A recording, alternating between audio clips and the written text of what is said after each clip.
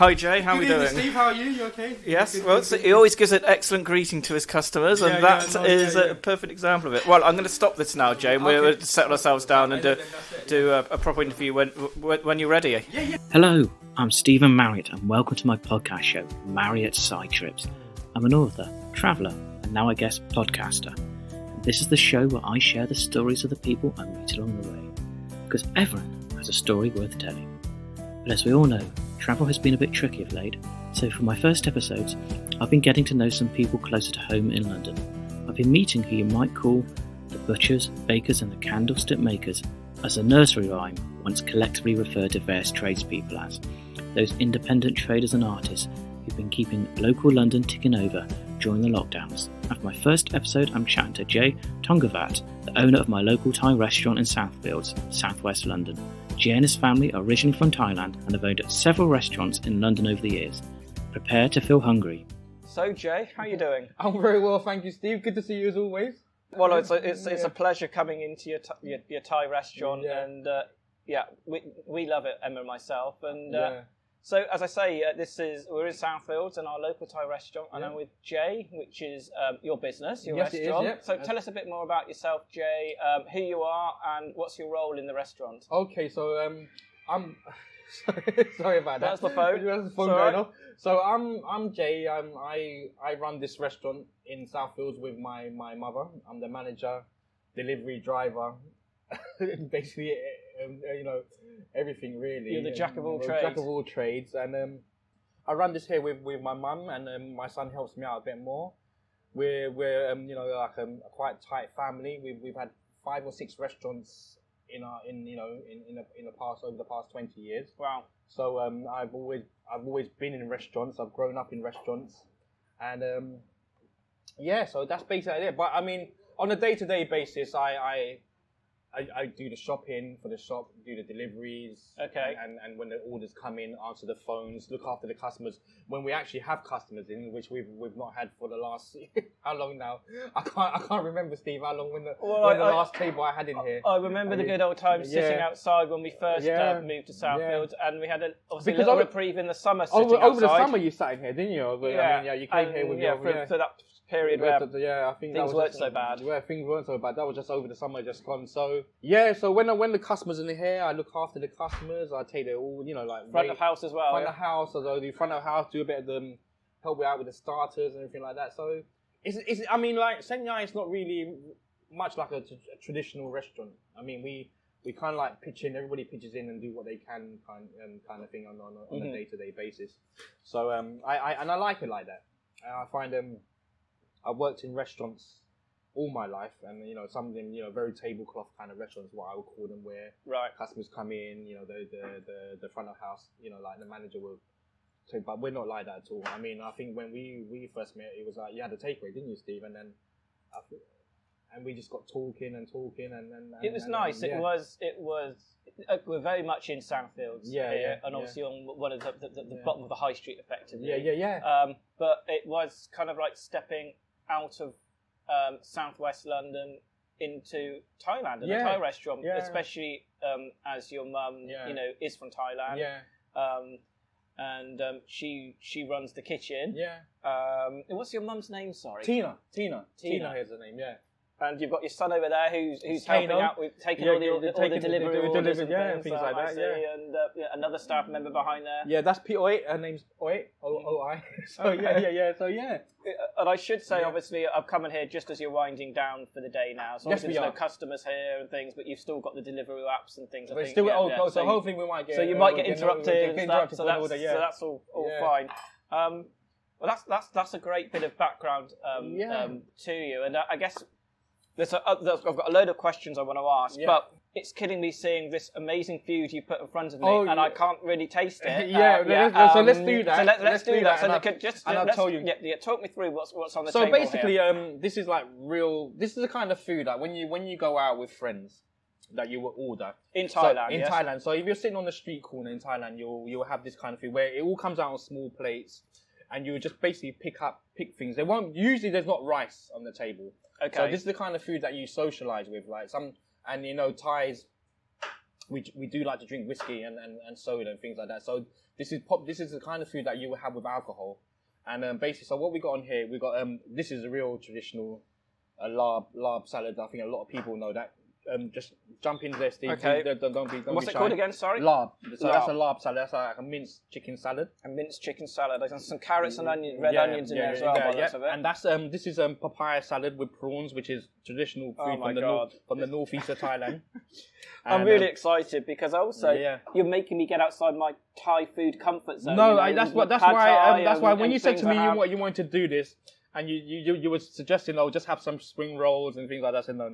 Let's go down this route. You've got to make Steve get outside of his comfort zone. Yeah, that's it. Have this, and then it will. So I've got some salad on my plate now. Okay, we're going to that now. I want to explain what these two are.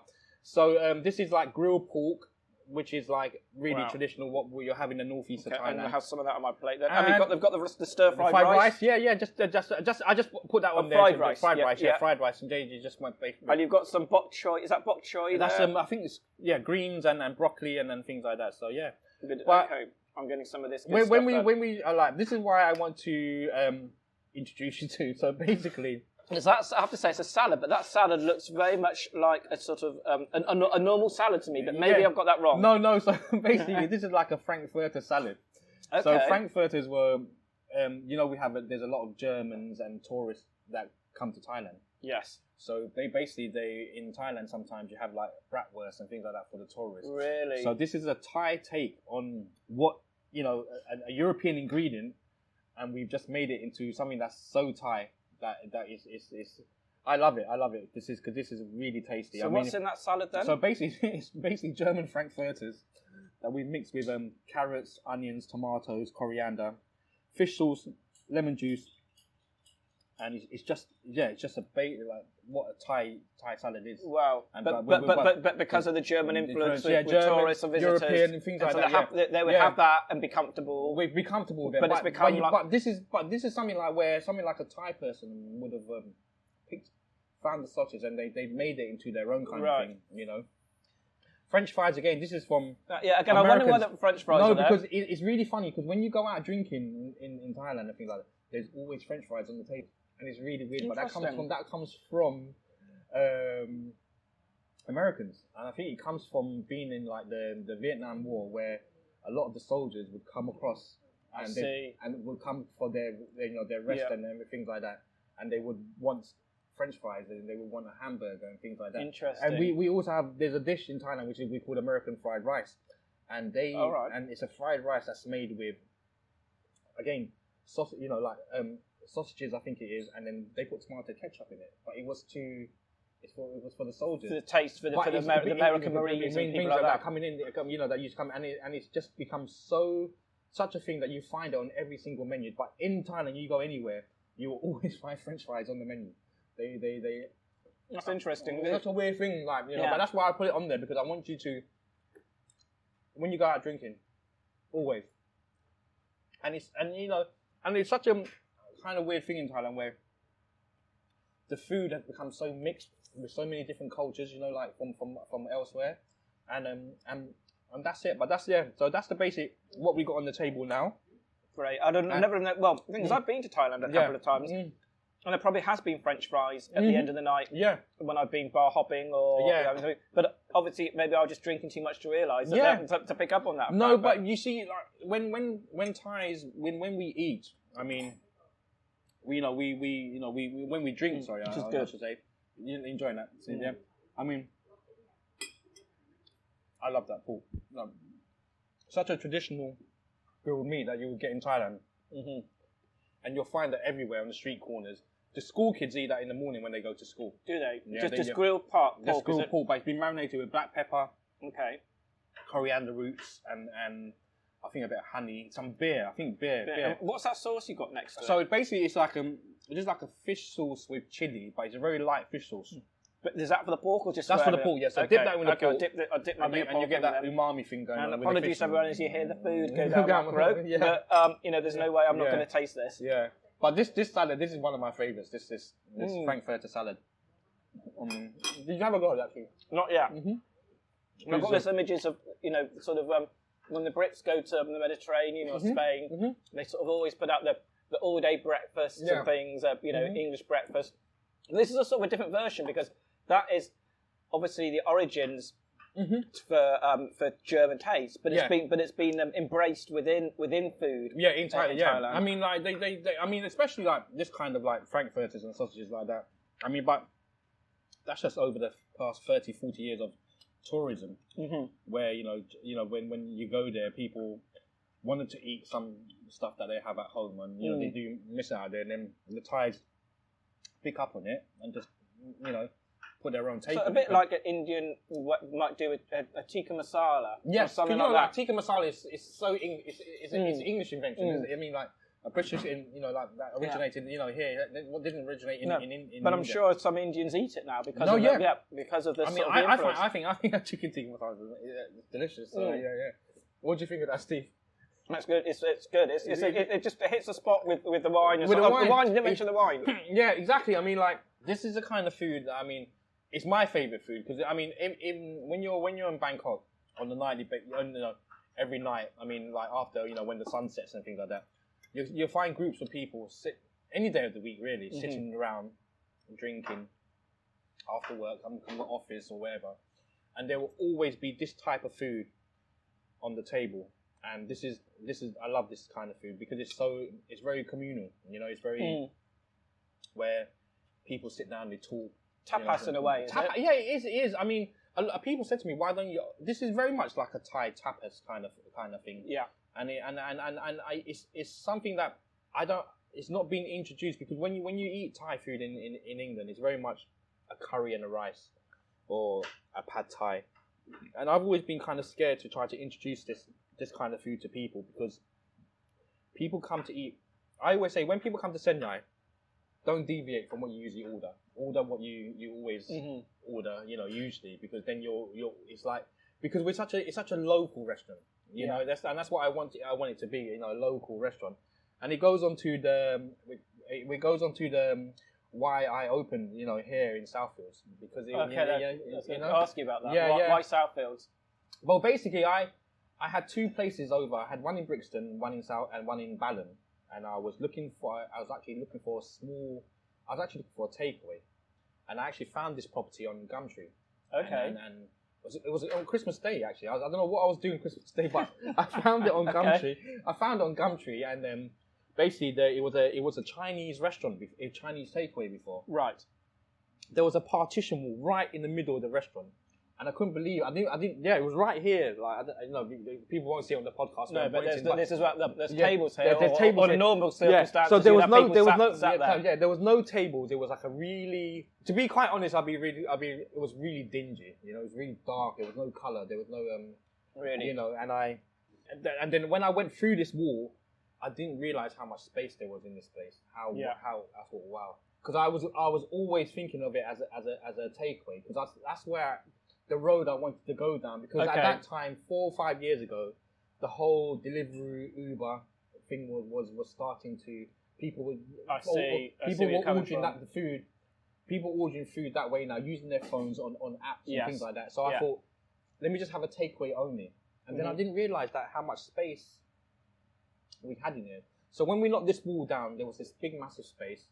And I thought to myself, you know what? Let's make it put tables in, and see how the locals would take it. And the kitchen's open, so you can see into the kitchen. And I've always wanted that. I've always wanted an open kitchen because I think it's a nice casual kind of thing. But yeah, so going back, I just wanted another place. There was no specific area that I was looking for, but I know I was looking for a takeaway. I wanted to do a takeaway business, but then seeing the space, I thought. I'll make it into a restaurant, but I didn't know. I knew the area because I've been to watch the tennis, and I knew, I've driven through here, but I didn't know the area that well. I know Wimbledon. When people think about the tennis Wimbledon, you don't come to Southfields. They say the nearest station to, and I didn't. When everyone kind of comes out of the station and turns right and walks up the hill, as opposed to down the hill into Southfields. Go to Southfields. So I didn't really realise what was here, and then, so when we took quite a long time opening because there was quite a few issues with the building work and things like that. Yeah. But I think we was over by about a month and a half, 6 weeks over our opening. And the lovely thing was people kept on saying, "When are you going to open? When are you going to open? When are you going to open?" I mean, there's from the coffee shop 2 doors down. Mm-hmm. They were always we met them quite early on as well. They said, "Oh, when we're going to open?" And I remember I wasn't here actually the whole night, the first night, but when we the first night we got here, we actually ran out of food. There was a queue. No way. Coming out of here. Well, your food is very good, even though you say stick to what you know. Yeah. That's a good. That's still. I think that's good because you get quality. I like quality in what I get, and so I'm very happy. I mean, I like the fact that you come to a certain place let me tell you, like in Thailand, most restaurants sell 2 or 3 items and that's it. Right. And you go to that restaurant to eat that specific item. Okay, that's So I had actually when I had 2 menus here. I was going to do one for eating in, one for takeaway, but it was just we had issues with the chef not knowing how to cook that menu because the second menu I had was coming from the Brixton restaurant, which I had. Yes. And that was real Thai street food. This was stuff that like green curry fried rice, which you wouldn't find normally, and we were going to serve it with like some salted crispy fish and things like that. It's something I'm going to revisit that in the next next 6 months or so. Once we come out of lockdown, so didn't really know too much about the area. Found it, price was right, rent was right, and then I was just surprised by how people took to us.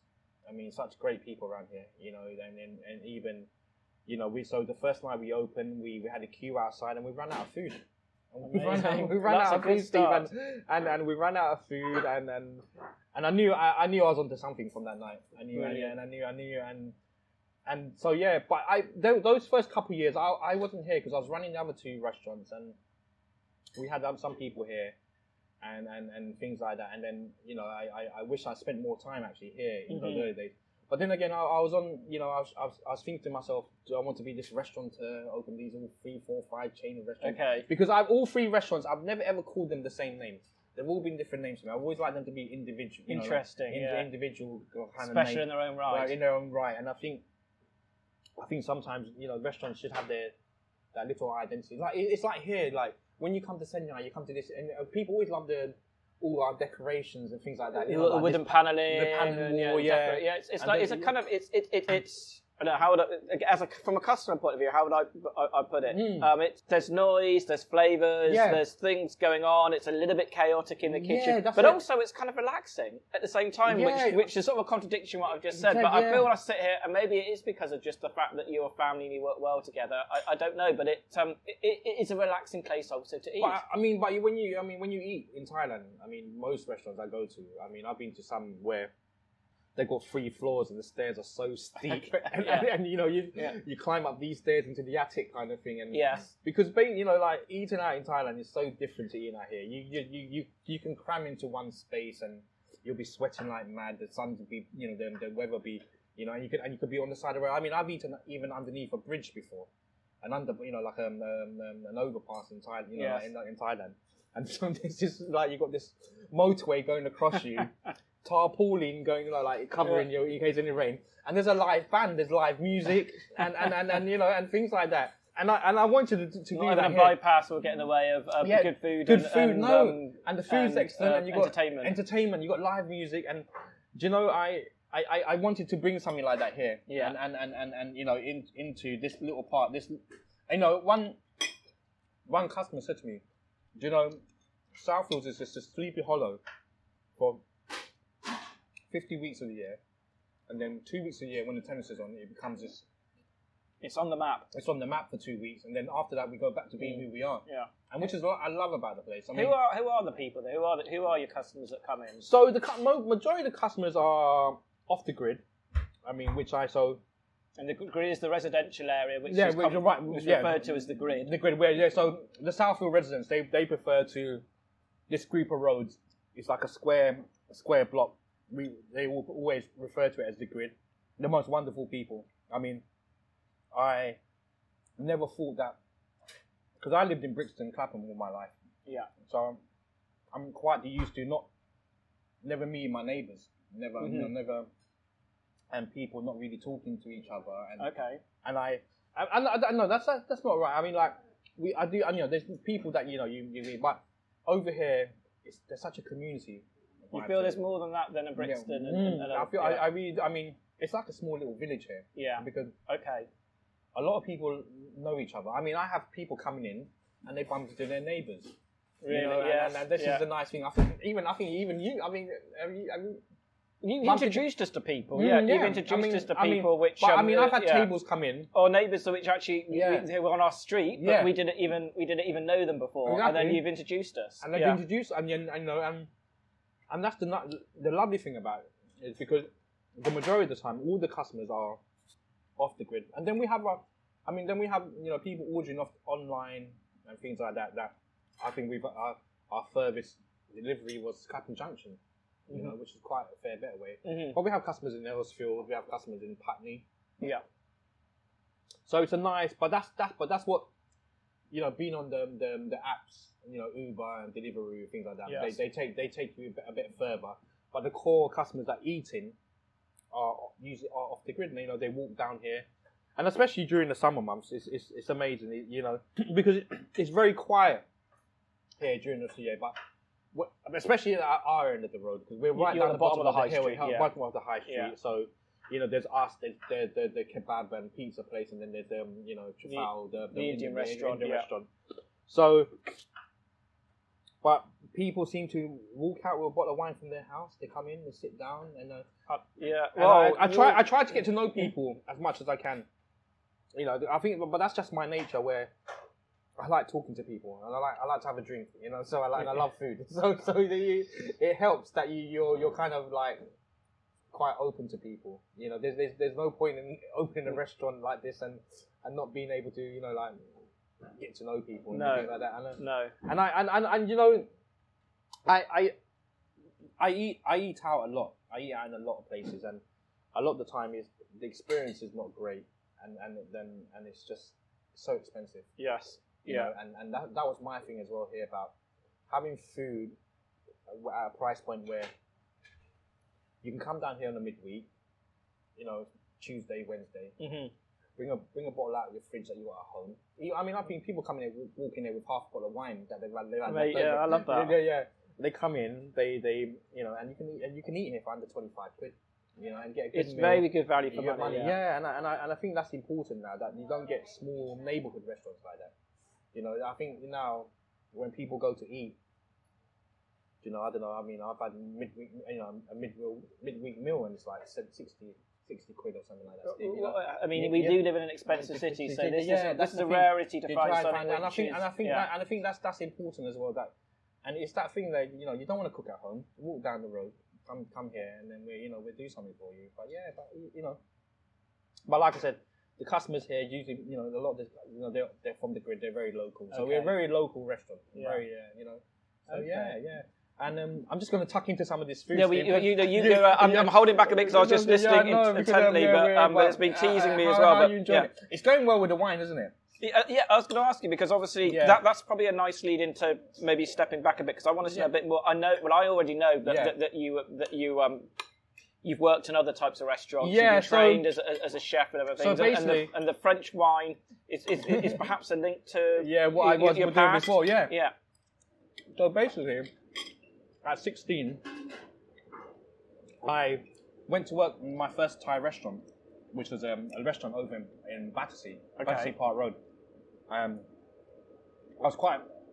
grew up in quite a rough part of South London, so I was a bit of I wouldn't say, I got into a bit of trouble and this and that. Mum... Was that in Brixton? In Brixton, in Clapham kind of thing. Mum pointed me in the right direction. Okay. Took me to her friend's restaurant, got me a job there. And I started out doing the washing up. I think at 16, doing the washing up in a restaurant on the weekend.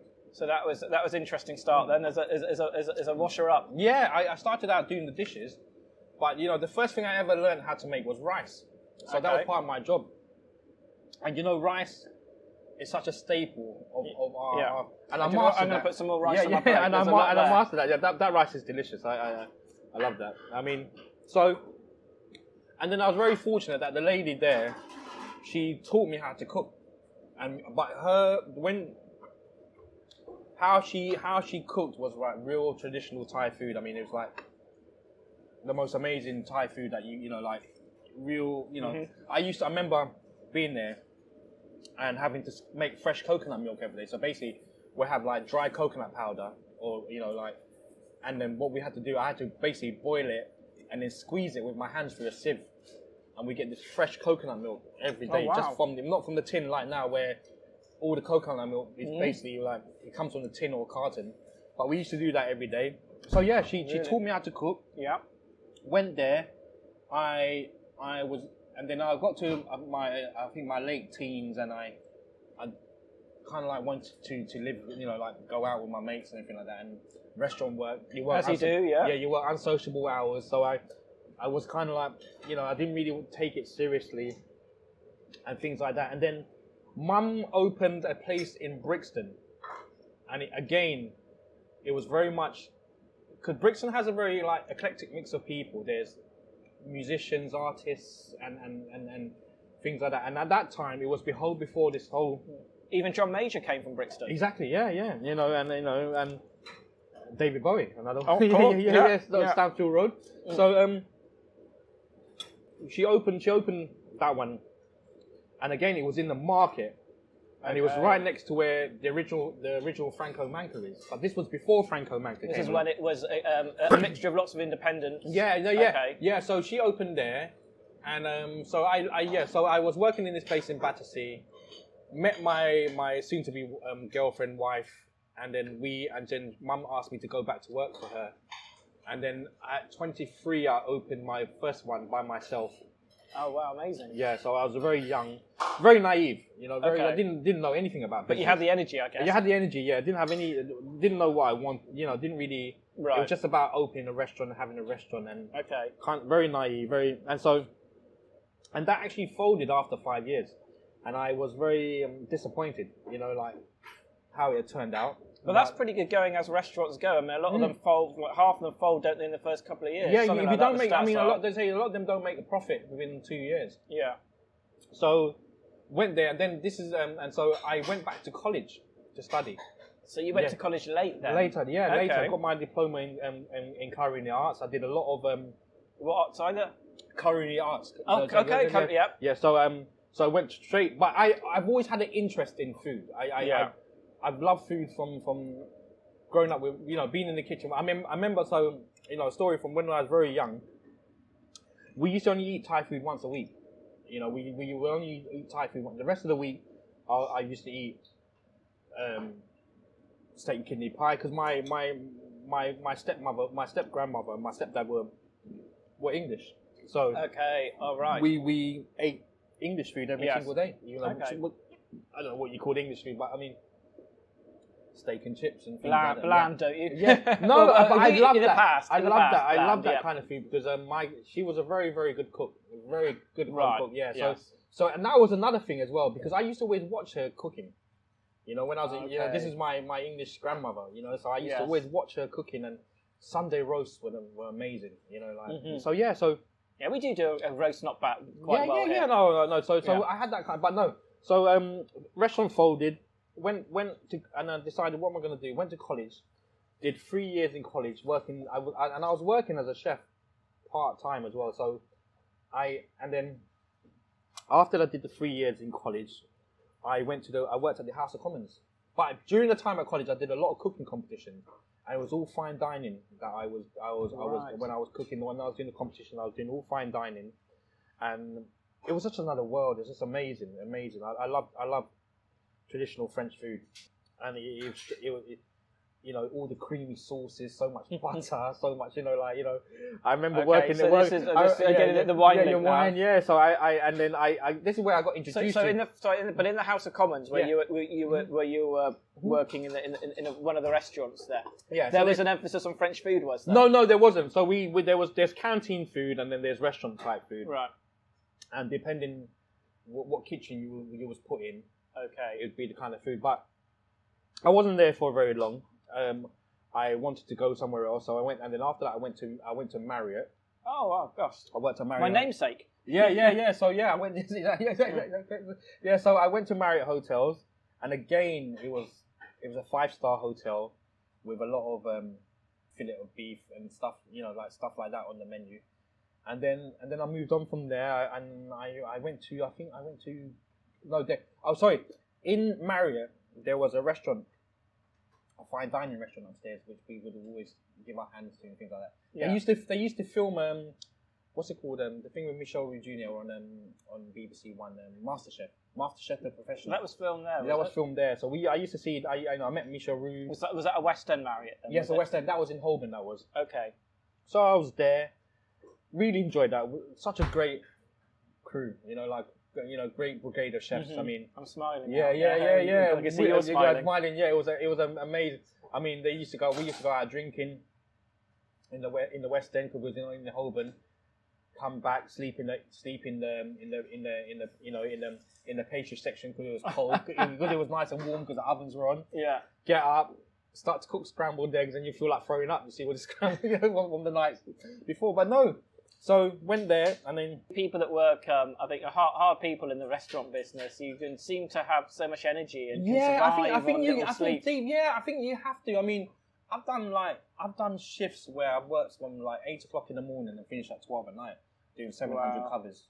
700 covers in That's one not day. legal, is it? But you do it anyway. No, you do it anyway. I mean, and you spend your whole day in your whites and your clogs, and it's a good life. I mean, I enjoyed it, but it's as you get older, you kind of you can't do it forever. No. Once you have family, and at that time I had 2 young children. Okay. And I would miss going. I would really miss going out to work at nights. Because every so often you would have to do the night shift at the hotel. Yes. Walking out at 10 o'clock in the evening, to go to work, leaving the kids indoors, and not being home till 7 in the morning. It got to me because they were young as well. And sometimes. So I would start work, and I'd be gone the whole day. Start work at 6, 7 in the morning, come back 11 at night. Wow, that's long hours. Long on hours, your feet as well. On my feet as well, and hardly saw the family. Always, it was always phone calls and things like that. So I left Marriott, went there, went to Google. Totally different scenario. It was like basically we the kitchen there would serve food for all the staff and everything, and they would and then everything was free, and we ingredients and money we spent was no object, and I was there for a little while, but then the thing came. My ex-wife now, she found a place in Brixton, and this is when the whole Brixton market thing was happening now. Yeah. So she found a place in Brixton, and this is when the adventure started now, where we got to start getting on. So how long ago was that? That was Yamdi, I don't know, 7-8 years ago now. Okay. Yeah, I would think say something like that. So like what, 2014 or something? I think so, something like that. Okay. So she found that, and this is when the whole Brixton market thing was starting to happen. It was a lot of very, I would say, a lot of hipsters going into, street markets became trendy, didn't they? London food scene and street London markets food scene just with exploded. coffee as well exploded at the same time. I mean, the whole thing it started out with coffee shops, didn't it? Really, I mean, and things like that, artisan. Everything became artisan. Yes. But basically, you had food, but you had to have a bedtime story with it as well. So it's like, I like the way you put that. Yeah. So it's like, but it was great. It was great for Brixton because growing up there, I mean, when she first had that, I remember carrying the cooker across the road on my back to get it fitted in. Because again, when it was only a small space we were working. Okay. In. Yeah. It was a small space we were working in, and didn't know what we were doing really. But I was still working full time as a chef. She opened this, and we so that was it. The more and we didn't know how it was going to go because we thought, let's just we found this space in the market, and there was other places opening up at that time as well. The Franco Manca had just opened. Honest Burger were there. Yeah, which a big burger chain now. Big, when they first started, they started out around the same time as us, but they've just become massive now. So it's like it's really weird how things change because you see these guys as like. We used to swap food. Like they would come, their staff. Some of the places in Brixton Market, their staff, because they used to get a lunch allowance, they didn't want to eat burgers or anything every day, so they would come to us and we would swap a burger for pad thai. Yeah. And it was very nice like that. And in the beginning, it was a really good vibe. Actually, Brixton was the very first place I lived in when I came to London many years ago, and and I remember. I still think it's the craziest tube station in London. I don't know if it's still like that. I mean, but I know I can see that it's become very gentrified since then, and I only know it now as the sort of the trendy food market. Food market, yeah, that's it. I mean, it's not. I mean, like, there's a lot of people that say it's this and that, but I thought it was great for the area. Growing up there. I mean, you see. I've seen a couple riots there and things like that, but things change. Things change, and you have to, you have to go with it sometimes. It's just one of those things. But when we opened up there, we were having a lot of fun actually, because the kids were still young, and we was cooking Thai street food in this small space, and we became really popular. I used to actually give people we didn't have a telephone in there, so I would give people, and what we did was we opened 6 days a week for lunch. Yeah. And then because the market wasn't allowed to open at night time then, and then we opened, we had this thing where we opened in the evening, but we only opened Thursday, Friday, and Saturday. And to get a table, you had to have my phone number. So I would give all people my phone number, and then people used to text me for a table, and then we limited it to Thursday, Friday, and Saturday.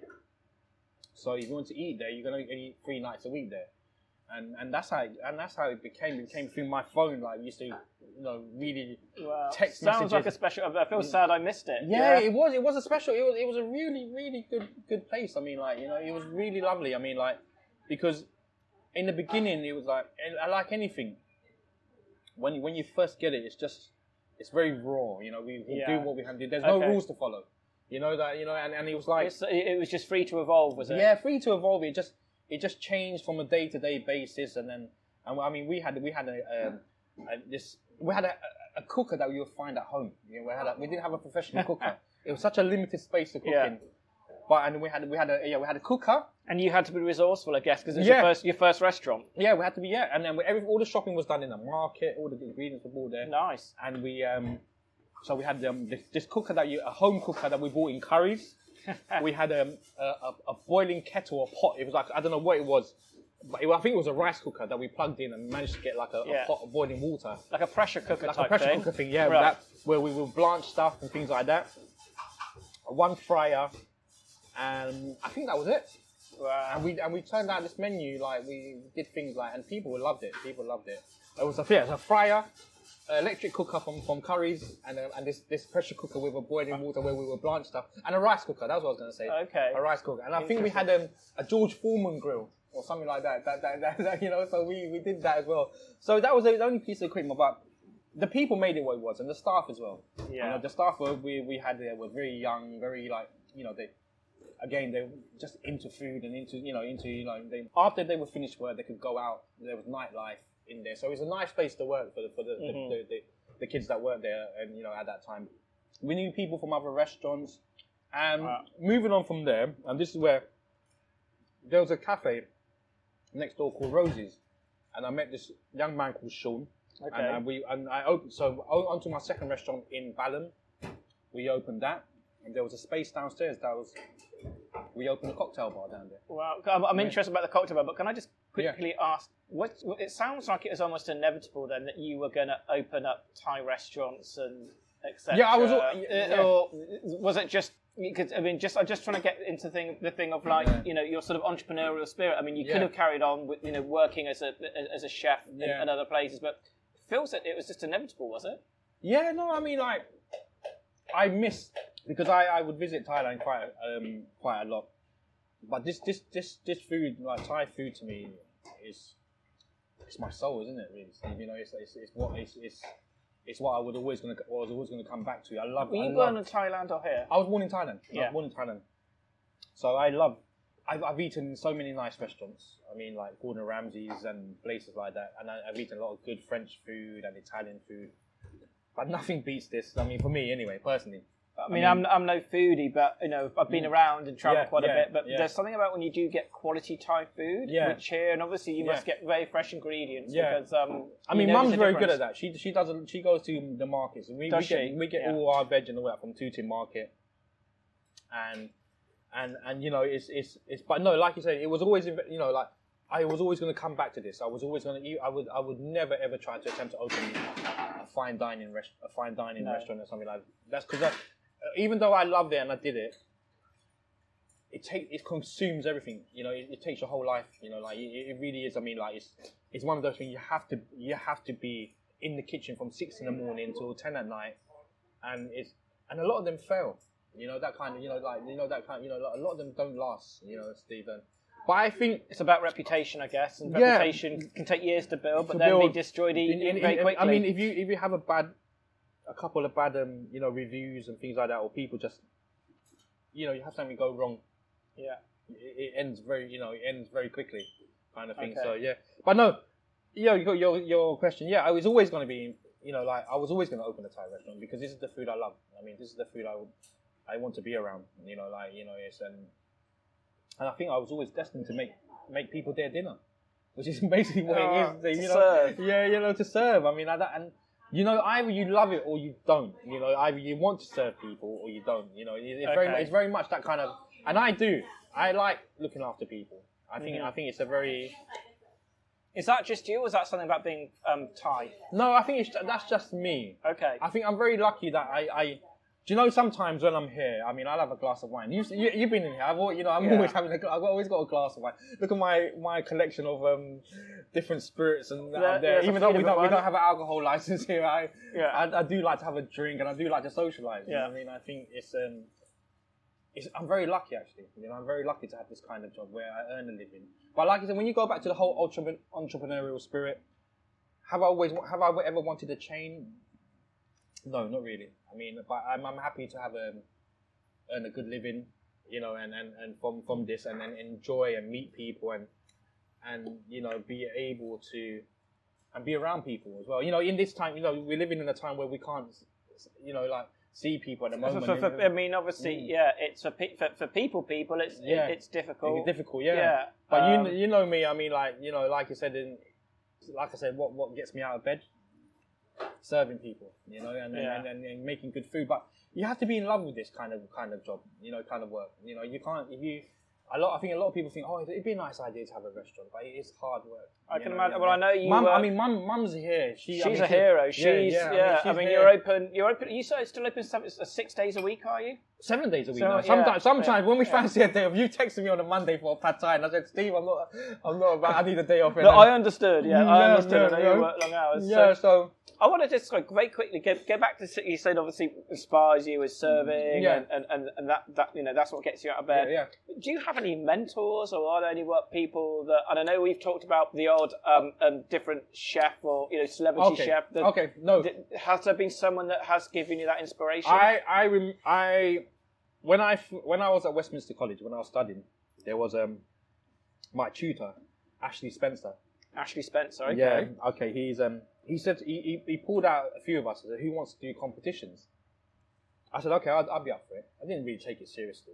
So we went place, and then there was all chefs from all over the country, student chefs all over the country, cooking food in the competition. And I remember when I made my dish and I was plating up. And the way when I was plating up the food, fine dining, when you plate up, you got to have everything spot on, things like that.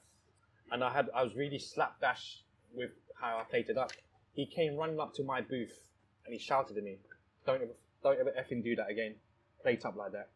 You take this seriously, this is interesting." And then after that, we became very close. When I used to go visit him, he lived over in Reading, and he taught me how serious about.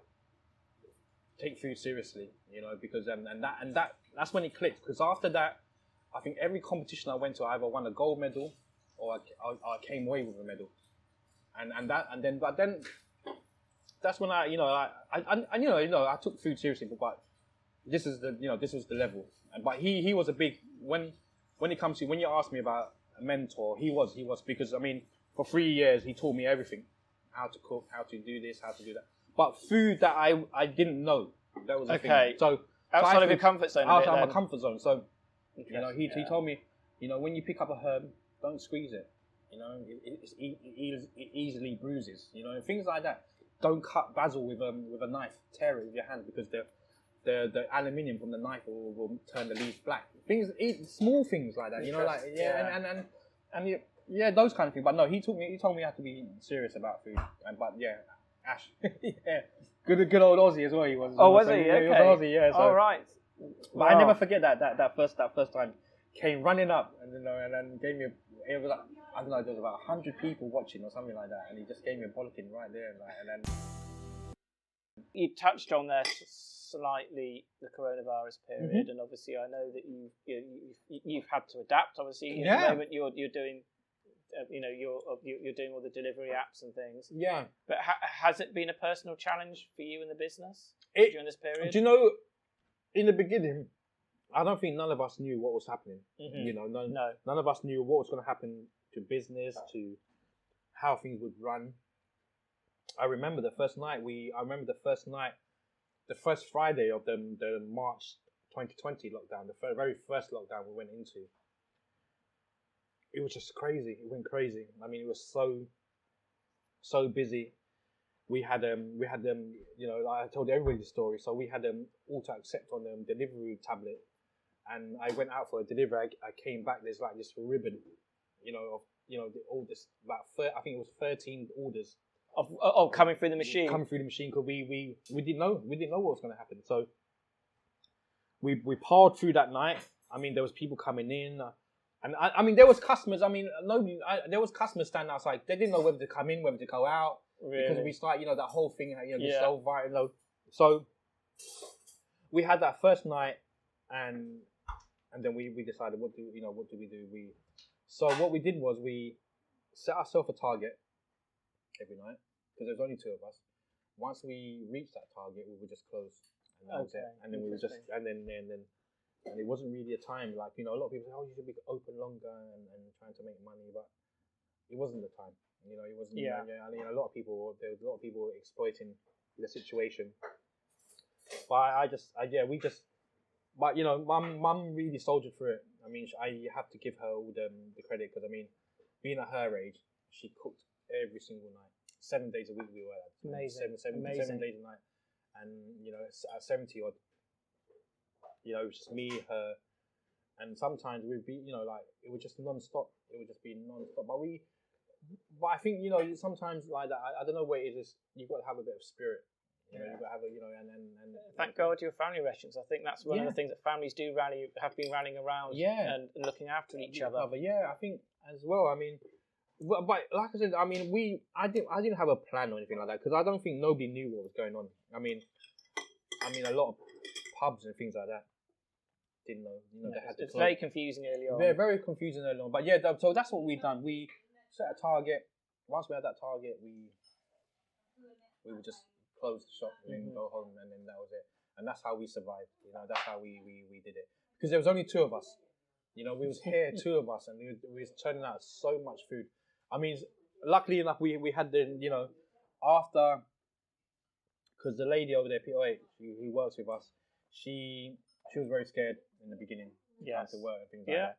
And then I think a lot of people were, so we didn't know. And then once she came here during the summer, and we've just carried on. We've just carried on. Well, I know you have. I mean, it's been like a little saviour for us, just being able to something as simple as ordering some food from you and just coming to collect it and seeing happy faces and a lot of people, and your family. I mean, I had a guy come in last week. He goes, "Do you know what? I'm so glad I just got an excuse to walk out of the house to come down here, collect the food, collect my food, and have a chin wagon and that's it, kind of thing." It's just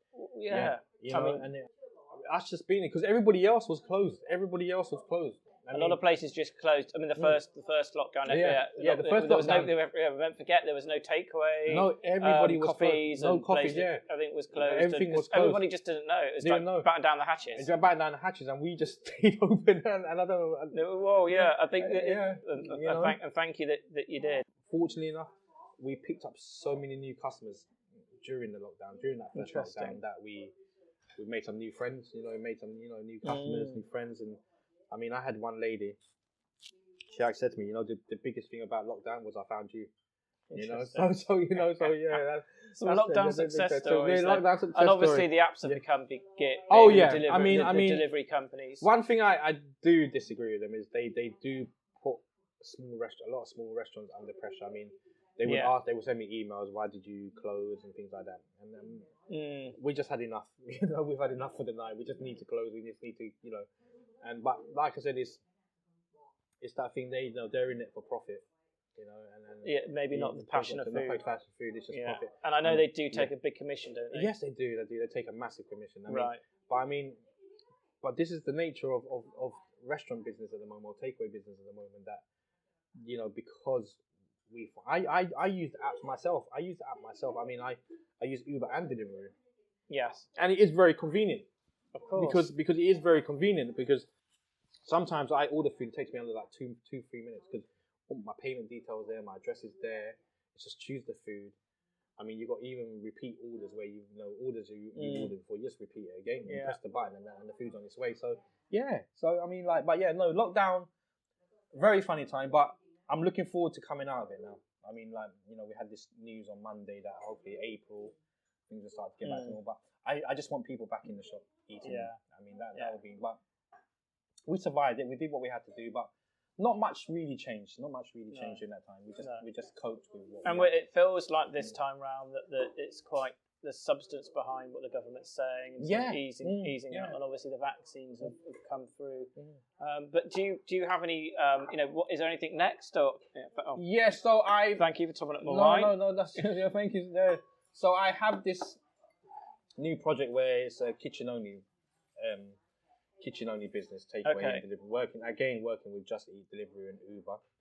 So that is something I'm looking forward to, because there's an opportunity for me there to open a few more sites all over London. You're going to keep this place though? Yeah, right? I'm going to keep here. I'm going to keep it. Yes. So about 6 weeks away. But apart from that, just looking forward to Sen Yai reopening for customers coming in, and then hopefully I can go back and do a different. I really want to introduce Thai, people to Thai food that's just a bit different. That's a bit different from what you normally have from your normal pad Thai. But then I'm just going against what I said before, that when you come to Sen Yai, eat what you always order. I know what you're like. You're slow, like you've done to me tonight. You're slow. You get your moment, and then you go, okay, this is what we eat when we drink. Yeah, that's it. And introduce. You've got your ways clearly. Yeah. So I mean, I just slip people. But there's so much. There's so much to look forward to. And then I'm just glad that we've met, we've become friends, Steve, and then there's hopefully plenty of good wine and good food, for in the future. But like I said, Sen Yai won't change a lot. I quite like the fact that people like it the way it is, and then I mean, from a customer's point of view, I'm very happy, and I would say, please don't change it. But obviously, you have to expand and evolve as the world evolves. But do you know what? I think this is a really good point just to round things up now. And is there anything that you wanted to say which you didn't get an opportunity to, or I didn't ask? You want to ask me about. The only thing is for the future, I just don't think too far ahead. Okay. And think we're all learning not to now, aren't we? Yeah, that's it. Because you don't know what's around the corner, do you? But just doing it every day to day, because I have a great job, and I love it, enjoy it, and it's a pleasure cooking for people and serving people. So that's it really. I think that's a good. Brilliant. We can. We can finish off this food. We can finish off this food, which has been teasing me. Worried about the listeners listening to me eat too much, as opposed to what you have to say. But so, if people want to find the restaurant, can you just tell us where it is, or how do they get hold of it? Whether on apps or we're on Facebook, and how do they find out, and how do they come here? So Southfields, Southfields Station, walk straight down the hill, and what's the name of the street? Replingham Road. Yes. 173 Replingham Road. We are on Uber, Deliveroo, Just Eat, and just Google us, and we're there. Okay. But I don't do no social media. It's just something I like the fact of word of mouth, and things like this. That's great. and things like that. But yeah, but I don't do, that's it. But just Google us and you'll find us, and then come down. And oh, by the way, it's bring your own as well. So bring your own. Yes. Beer or wine. We have taken full advantage of that. That we have, yeah. But excellent. Thank you, Jay. No, thank you, Steve. Yeah. I'll just round up now and say, so I've been with, correct me if I get your surname wrong, please, Jay. So Jay Thongvivat. Thongvivat. Jay Thongvivat at Sen Yai restaurant here in Southfields. And thanks for going easy on me as well, because it's one of the earlier shows for my new podcast, Marriott Side Trips. Thanks again, Jay. Thank you. Cheers, mate.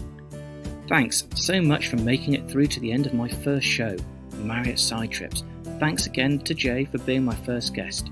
More about this episode, including details of Sen Yai Thai restaurant, can be found in the show notes at marriottsidetrips.com. That's MARRIOTTS sidetrips.com. I don't have any sponsors like the big flash shows, well, not yet, so I thought I'd sponsor myself and mention my Reluctant Pilgrim books, one of the first fictional series of stories to be set against the backdrop of mystical Camino de Santiago pilgrimage. It's the story of young Diego, a talented flamenco guitarist who unexpectedly finds himself on the pilgrimage, a journey forcing him to confront his place in the world. It's a 3-part series, and books 1 and 2 are available on Amazon and all popular online and offline stores. There's a link from my website, marriottsidetrips.com, to the novels, and I let you into a little secret. I'm currently giving away book 1, Candy Floss Guitar, as a free PDF ebook. Also, if you enjoyed the show, please subscribe, share it with your friends, and leave a review on Apple Podcasts, Spotify, or your favourite podcast streaming service. Reviews really help spread the word and will help me to continue producing the show. But that's it until next week. In the meantime, take care, enjoy the spring weather, and perhaps take a side trip out of your daily routine, because stories and life do not evolve in a steady line.